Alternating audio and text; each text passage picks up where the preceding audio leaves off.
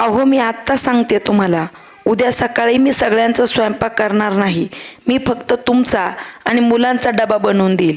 बाकीच्यांनी ज्यांचं त्यांचं पाहावं. अगं सीमा, पण आपण एकत्र कुटुंबात राहतो ग, असं करून कसं चालेल? घरात सगळेच जण काम करत असतात. वहिनी आणि आरती दोघीही सकाळी शेतात जातात. आई पण तिच्या परीने जमेल तेवढी मदत करते.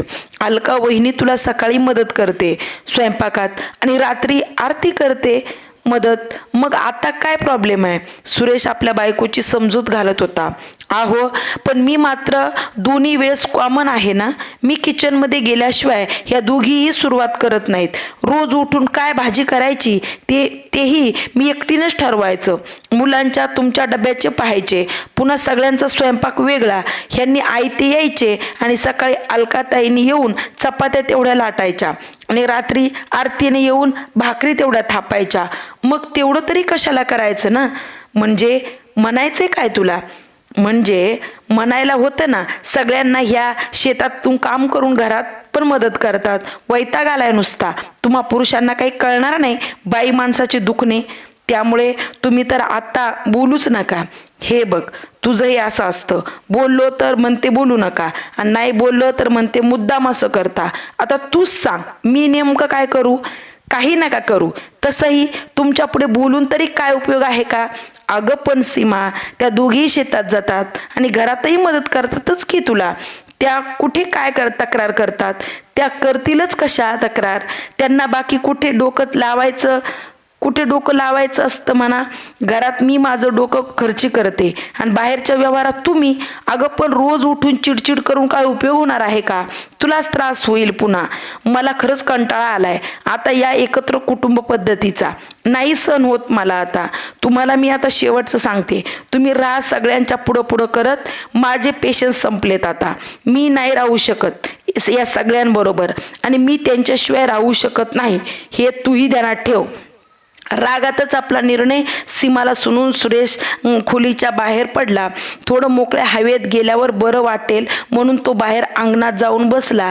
आईच्या कानावर मात्र दोघा नवरा बायकोचे सुरू असलेले सर्व संभाषण पडले.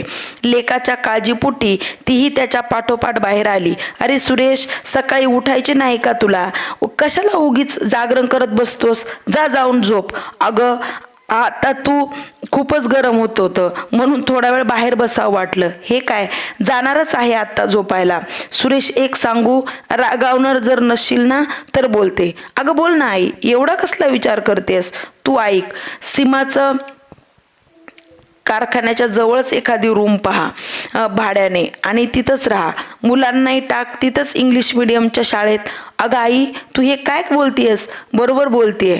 काळजी वाटते रे तुझी, बाकी काही नाही. रोज उठून बायकोची तुला बोलणी खावी लागतात. त्यापेक्षा थोडंफार तिच्याही मनासारखं घे. आई अगं, बाहेर राहणं वाटतं तितकं सोपं नाही ग. खर्च परवडणार नाही एवढा आणि माझ्या एवढ्याशा पगारात नाहीच भागणार. दोन्ही मुलांची फी कसं शक्य आहे आई? थोडे दिवस जाऊन तर बघ, तिच्याही मनाचे समाधान होईल. आणि नाही शक्य इंग्लिश मिडियम मध्ये तर मराठी शाळेत घाल मुलांना. पण मग रोज होणारे तुमच्यातील वाद तरी थांबतील ना? शेवटी आम्ही आहोतच की. या घराचे दरवाजे कायम तुझ्यासाठी उघडेच असतील. काळजी नको करूस. आता या क्षणी अशा आधारांची खरंच गरज होती सुरेशला. सुरेशच्या जवळच्या साखर कारखान्यात कामाला होता. घरापासून कारखाना 10-12 किलोमीटर अंतरावर होता. 3 भावांचे एकत्रित कुटुंब होते. पोटापुरती शेती होती. सुरेशचा थोरला भाऊ आणि धाकटा भाऊ दोन्हीही शेती पाहत होते. त्यांच्या बायकाही त्यांच्या सोबत शेतात राबायच्या. आई वडील घरात मुलांना सांभाळून जमेल तशी मदत सीमालाही करायचे. मोठ्या भावाचा मुलगा तो यंदा 10वीत होता. त्यांची मुलगी 8वीत होती. सुरेशची दोन्ही मुलं अनुक्रमे 5वीत आणि 3रीत शिकत होती. धाकट्या भावाचा मुलगा लहानच होता. त्याला सांभाळण्यातच त्याच्या आजीचा वेळ जात असे की घराची सर्व जबाबदारी सीमाकडे होती. इतर दोघींच्या तुलनेत सीमा थोडी जास्त शिकलेली होती. त्यामुळे घरातील व्यवहार, किराणा, स्वयंपाक या साऱ्याची जबाबदारी तिच्यावर होती. पण त्यामुळे तिला शेतात जायची गरज पडायची नाही. आणि तसेही नियमानुसार सुरेश शेतात जात नव्हता, त्यामुळे सीमालाही जाण्याची कधीच गरज पडली नाही. घरातील कामातच दिवस कसा सरायचा तेच तिला कळायचं नाही. सगळे काम आवरल्यानंतर सीमा छंद म्हणून ब्लाऊज शिलाईचे काम करायची. आता तिच्याही चांगलाच हात बसला होता. त्यामुळे बायकाही आवर्जून आणि विश्वासाने तिच्याकडे ब्लाऊज शिवायला टाकायच्या. पण आता इतक्यात आपण वेगळं राहू असा तगादा सीमाने सुरेशकडे लावला होता. या गोष्टींवरून दोघांमध्ये होणारे वाद आता थोडे जास्तच वाढत चालले होते. आईला मात्र सुरेशची होत असलेली कोंडी समजत होती, त्यामुळे तिनेच लेकाला वेगळं राहण्याचा सल्ला दिला. सुरेशला आधी तो पटला नाही, पण बायकोच्या समाधानासाठी मग तोही तयार झाला. रोजच्या कटकटीपेक्षा ते परवडलं असा विचार करून त्याने सीमाच्या मनाप्रमाणे वागण्याचे ठरवलं. रूममध्ये आल्यावर सीमाने पुन्हा त्याला प्रश्न केला, काय ठरलं आहे तुमचं? मला फायनली तुमचा निर्णय सांगा, नाहीतर उद्या सकाळी मी घरातील इतर कोणाचा स्वयंपाक करणार नाही. होईल सगळं तुझ्या मनासारखं, पण थोडा वेळ तर देशील का मला? उठलं की लगेच वेगळं झालं असं नाही ना करता येत. लगेच झोप आता शांत आणि मलाही झोपू दे आता. मनातून तर सीमा खूपच आनंदली होती. इतक्या दिवसाचे तिचे स्वप्न आता सत्यात उतरणार होते. वेगळं राहायचं भारीच सुख आता तिलाही अनुभवायला मिळणार होतं. कधी एकदा तो आनंदाचा क्षण येतो असे झाले होते तिला. दुसऱ्या दिवशी कामावर गेल्यावर सुरेशने दुपारी कारखान्याच्या जवळच असलेल्या एका बिल्डिंगमध्ये 5,000 रुपयाने भाड्याने एक फ्लॅट पाहिला. जवळच असलेल्या एका खाजगी मराठी शाळेत मुलांच्या ॲडमिशनची चौकशी देखील केली. हे सगळं करत असताना खर्चाचा आकडाही मनात तो जुळत होता. कारण किती नाही म्हटले तरी बाहेर राहायचे म्हणजे खर्च तर वाढणारच होता. पुढच्या 2 दिवसात सुरेश सीमाला आणि मुलांना घेऊन इकडे शिफ्ट झाला. नवीन घर पाहून सीमाचा आनंद गगनात मावेनासा झाला. तिला तर आता पिंजऱ्यातून बाहेर पडल्याचा फील येत होता. तिने अगदी तिला हवे होते तसे घर सजवले. घरून गरजेच्या सर्व वस्तू आणि भांडी आणली होती. मुलेही नवीन घर पाहून आनंदली. पुढच्या 2 दिवसातच तिने तिच्या मनाप्रमाणे घर लावले. इतक्या वर्षाचे तिचे वेगळे राहायचे स्वप्न आता कुठं पूर्ण झाले होते. जणू मुलांचे लगेच ॲडमिशन झाले आणि त्यांची रेग्युलर शाळा सुरू झाली. सुरेशलाही आता कारखाना जवळ असल्याने जास्त धावपळ करावी लागत नव्हती. सीमाच्या स्वप्नातील राजा राणीचा संसार आता कुठे सुरू झाला होता. गरज नसतानाही सीमाने फक्त हाऊस म्हणून काही वस्तू घरात आणल्या. भिंतीवर लावायचे पोस्टर, शोपीस, सजावटीच्या वस्तू अशा अनेक गोष्टींची त्यात भर पडली होती. त्यामुळे साहजिकच अनावश्यक खर्चाने आता हळूहळू तोंड वर काढायला सुरुवात केली होती. अजून वेगळे होऊन महिनाही झाला नव्हता तोच सुरेशने बजेट मात्र डळमळले होते. या महिन्यातील अनावश्यक खर्च जरा जास्तच झाला होता. बाहेर राहायचं म्हणजे भाजीपाल्यापासून तर दुधापर्यंतचा खर्च सर्वच अचानक वाढला होता. आधी या गोष्टींवर शून्य खर्च होत होता पण आता त्याच्याशिवाय पर्यायच नव्हता. सीमा मात्र आता वरचेवर सुरेशकडे पैसे मागू लागली. घरदार स्वच्छ ठेवण्यातच तिचा खूप वेळ जायचा. त्यामुळे मुलांचा अभ्यास घ्यायचा म्हटले तर तेव्हा ती थकलेली असायची, कारण आता या छोट्या छोट्या गोष्टीही तिला एकटीलाच कराव्या लागत होत्या. याआधी मात्र सासू दोन्ही जावा जमेल तशी तिची मदत करायच्या. स्वयंपाक झाल्यावर किचन आवरणे, जेवण झाल्यावर भांडी घासणे, कपडे धुवून झाल्यावर ती वाळत घालणे, यासारखी सगळी कामे मिळून त्या सगळ्या जणी करत होत्या. कपडे सुकल्यावर सासूबाई नित्यनेमाने रोज कपड्यांच्या घड्या घालून जागच्या जागी ठेवायच्या. आता मात्र सगळंच बदललं होतं. सकाळी जे सीमाची धावपळ सुरू व्हायची ते डायरेक्ट दुपारपर्यंत सुरू असायची. दुपारी आवरून थोडा वेळ पडावे म्हटले तर सुरेश आणि मुले घरी जेवायला यायचे, कारण शाळा आणि कारखाना जवळच असल्याने कोणीच डब्बा नेत नव्हते. दुपारी मिळून सर्वांचे जेवण व्हायचे. मुले आणि सुरेश निघून गेल्यावर मात्र पुन्हा भांडी घासण्यात जास्तीच वेळ जायचा. काम आवरता दुपारी 4 कसे वाजायचे हे तिला समजायचे नाही. सीमाला थोडा वेळ कुठे टेकते न टेकते तेच 5 वाजायचे. मुलं शाळेतून घरी पुन्हा खाण्यापिण्याचे पाहावे लागत असे. आधी मात्र मुले शाळेतून आली की सासूबाई नातवंडांना काही ना काही खायला द्यायच्या. मग शेतातील केळी, पेरू, सीताफळं मेजवानी रोजच ठरलेली असायची. आजीच्या अवतीभोवती मुलं घोळका करून बसणारं हे चित्र रोजच दिसायचं. आणि नसेलच काही तर घरात भेळ असायची. मुलांचे मोठे काका मार्केटला शेतमाल घेऊन गेले की येताना सारा खाऊ आणायचे. त्यामुळे मुलांची मात्र चंगळ असायची. आता मात्र सगळे चित्र बदललेलं होतं. रोज रोज मुलांना शाळेतून आल्यावर काय खायला द्यायचा हा प्रश्न सीमाला नेहमी पडायचा.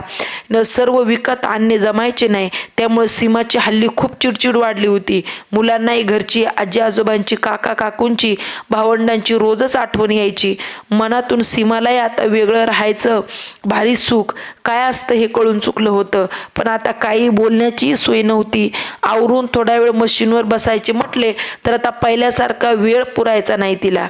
त्यामुळे ब्लाऊज शिलाईचे खूप सारे काम तिचे तसेच पडून होते. आधीच्या बायकांची देखील आता तक्रार सुरू झाली होती. त्यामुळे शिवून झाले की मी हे जेव्हा घरी येतील तेव्हा त्यांच्याकडे पाठवून देईल तुमचे ब्लाऊज, असे घरून निघताना तिने शेजारच्या बायकांना सांगितले होते. पण 2-3 महिने झाले तरी अजून शिलाई मशीनला काहीच तिचा हात लागत नव्हता. त्यामुळे आता बायकांकडून तिच्या फुकटचा रोष पत्करावा लागत होता. बघ बाई, तुला जर जमणार नसेल तर वेळेत ब्लाऊज द्यायला तर स्पष्ट सांग, नाहीतर आम्ही दुसरीकडे टाकतो शिवायला. असे करता करता तिचे अनेक कस्टमर कमी झाले. त्यामुळे सीमाचे खूप नुकसान झाले. आधी मशीनवर बसल्यावर 1-1.5 तास म्हटले तरी ती ब्लाऊज शिवून मोकळी व्हायची. हातात घेतलेले काम मध्ये सोडावे तरी लागत नव्हते. कारण मध्ये जरी मुलं शाळेतून आली तरी आजी असायची त्यांना पाहायला.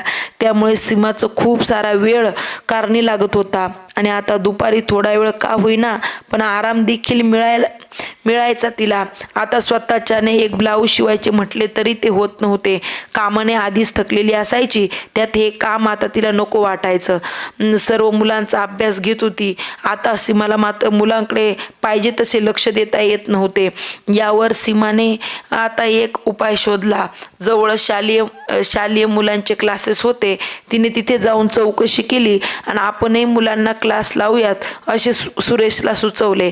एका मुलाची फी महिन्याला 1000 रुपये, म्हणजे दोन्ही मुलांचा मिळून 2000 रुपये महिन्याचा खर्च वाढणार. तेवढ्यात घर चालते महिनाभर.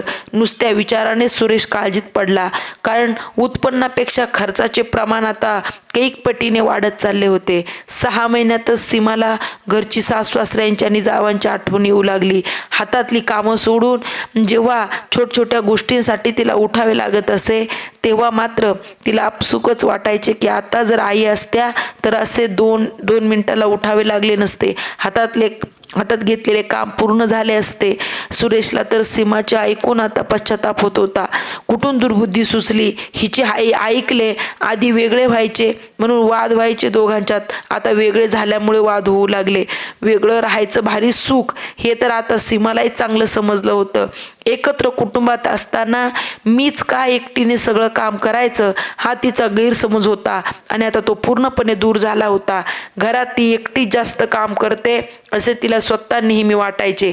पण एक फक्त मुख्य काम आणि त्याची जबाबदारी खांद्यावर होती. बाकी सगळे मिळूनच काम करत होते. बऱ्याच दिवसातून सीमा आणि सुरेश मुलांना घेऊन घरी गेले.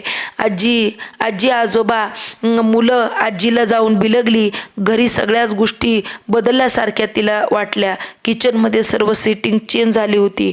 काही नव्या वस्तूंची भर पडली होती.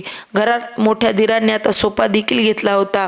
काही दिवसांपूर्वी शेतमालाला चांगला भाव मिळाला, त्यामुळे सर्व शक्य झाले.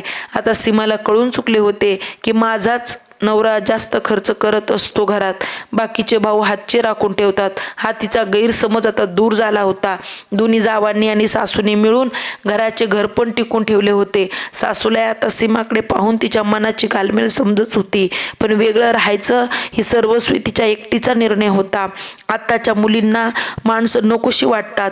एकत्र कुटुंबात जास्त काम करावे लागते, त्यामुळे हौसमौस राहून जाते असा समज असतो त्यांचा. पण एकमेकांना धरून राहिले तर आडीनडीला आपलीच माणसं धावून येतात मदतीला. असा पळ काढून काही साध्य होत नाही. उलट एक ना एक दिवस या गोष्टीचा पश्चाताप होणार, यात वादच नाही. काही न बोलता सासूने सीमाचे मन वाचले होते. काय ग सीमा, बरं चाललंय ना सगळं? आई ठीक आहे सगळं, तुम्ही कशा आहात? मी पण बरी आहे. पोरांची आठवण येते नेहमी. रोज तुझी घरात असण्याची, तुझ्या बडबडीची जी सवय झाली होती ना, आता ह्या दोघी पाहतात सगळं तुझ्या माघारी, त्याही शिकल्यात आता घर चालवायला. मला म्हातारीला आणखी काय हवं? मुलं, सुना, नातवंड सुखी, यातच माझं सुख. सासूने जणू सीमाला अचूक टोला लगावला होता. एकदा तरी आई म्हणतील बस झाला आता, या घरी परत, असं मनोमन सीमाला वाटत होतं. पण तसे काही झाले नाही. उलट जाताना भाजीपाला आणि पोरांना खायला पण घेऊन जा असं आवर्जून सांगितलं सासूनं. तेही काही कमी नव्हतं म्हणा. आजच्या घडीला एवढं सगळं होऊन पण सासूने सीमाची विचारपूस केली, हेच खूप होतं. सीमासाठी जाताना मात्र सीमाचा पायच निघेना घरातून. काही नाही, निदान उद्या सुट्टी आहे मुलांना आणि सुरेशला, त्यामुळे राहा आजची रात्र, निदान असे तरी म्हणतील कोणीतरी. पण इथे अपेक्षाभंग झाला सीमाचा. जाता जाता सासूबाई म्हणाल्या, पोरांना राहू दे आजच्या दिवस इकडे, उद्या त्यांच्या काकाला पाठवते त्यांना घेऊन. आता आता तरी नाही म्हणून कोणाला सांगणार होती. मुलांना ठेवून सीमा आता सुरेश सगळ्यांचा निरोप घेऊन निघाले. आज पहिल्यांदा सीमाला सासरची इतकी ओढ वाटत होती. घरापासून दूर नसती गेली तर तिला घरातली माणसांची किंमत कधीच कळाली नसती, हेही खरे होते. घरून आल्यावर सीमा शांत शांत वाटत होती. सुरेशला काय ग, काय झालं आज इतकी शांत का? काही नाही वाटलं होतं, निदान कोणीतरी म्हणेल की मुलांना सुट्टी आहे, आजचा दिवस तरी राहा म्हणून. पण आता कोणालाच आपले घेणे देणे नाही राहिले. सगळंच बदललं आता घरी. हो, बदलणारच ना, कारण एकेकाळी आपणही बदललोच होतो ना. मग ते बदलले तर बिघडलं कुठं? आपण अचानक जेव्हा घर सोडले तेव्हा त्यांनाही काहीतरी वाटलेच असेल ना. हा पण विचार कर जरा थोडा. जाऊ द्या, तुम्ही तेव्हा त्यांचीच बाजू घेत होतात आणि आताही तेच करत आहात. मी त्यांची बाजू नाही घेत, मी खऱ्या बाजूने आहे. नेहमी खरं वागावं, कारण तुला नेहमीच खरे वाटत असते आणि इतरांची सगळ्यांची चुकीचे. आता त्यांनी तुला राहा म्हणावं ही तुझी अपेक्षा साप चुकीची नाही का? पण एवढे मात्र खरे, तू स्वतःबरोबर माझे आणि मुलांचे खूप हाल केलेस. तुला आणि मुलांचे खूप तू त्या ठिकाणी हाल केलेले आहेस. खरं तर बऱ्याच गोष्टी क्लिअर झाल्या, पण नशीब माझे तुझी चूक तरी तुला समजली. एका दृष्टीने बरं झालं आपण घर सोडलं ते, नाहीतर आयुष्यभर पुन्हा मलाच ऐकावे लागले असते. असं नाही हो, पण मी आत्तापर्यंत नाण्याच्या एकाच बाजूने विचार करत होते, पण आता नाण्याच्या दुसऱ्याही बाजू मला क्लिअर झाली आहे. आता मला सुरुवातीला एकत्र कुटुंबाचे आकर्षण मलाही होते, पण जेव्हा त्यात पडले तेव्हा मात्र जबाबदारीच्या ओझ्याखाली गुदमरून कधीतरी अंतः निश्चित असे वाटायचे, मोकळा श्वास घ्यावा असं वाटायचं.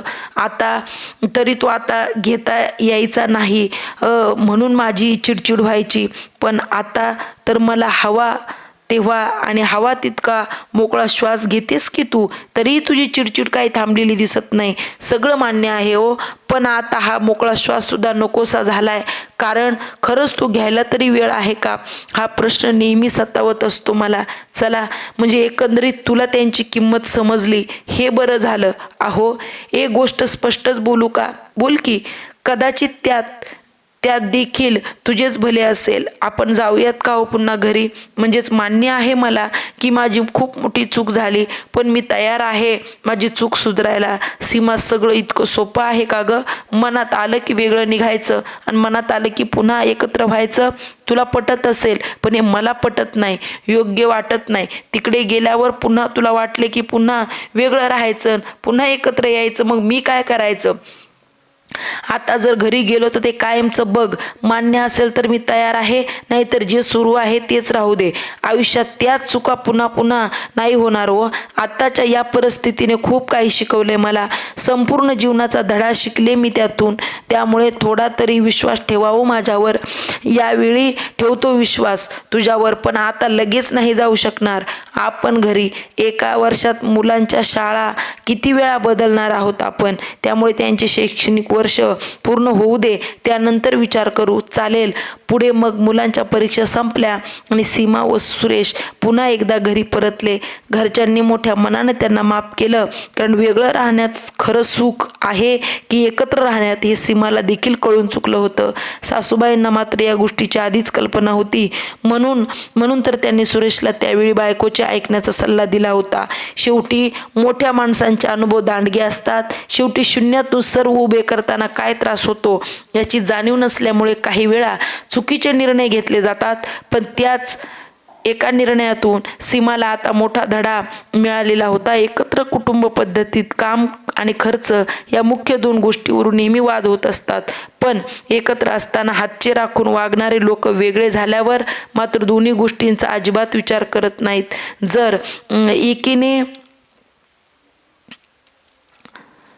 जर एकीने काही गोष्टी केल्या तर असं देही मग साध्य व्हायला वेळ लागणार नाही. परंतु काही लोकांना एकट्याने जगण्यात जी मजा वाटते ती एकटीने जगण्यात वाटत नाही, एकीने जगण्यात वाटत नाही. आणि हाच प्रगतीतील मोठा अडसर ठरतो. शेवटी याबाबत प्रत्येकाचा दृष्टिकोन वेगळाच असू शकतो. परंतु आत्ताच्या काळात एकत्र कुटुंब पद्धतीपेक्षा विभक्त कुटुंब पद्धतीने तोटे मोठ्या प्रमाणात पाहायला मिळतात. हे सत्यही नाकारता येणार नाही. फक्त एकमेकांना समजून घेतले की मग जगणे कसे सोपे होऊन जाते.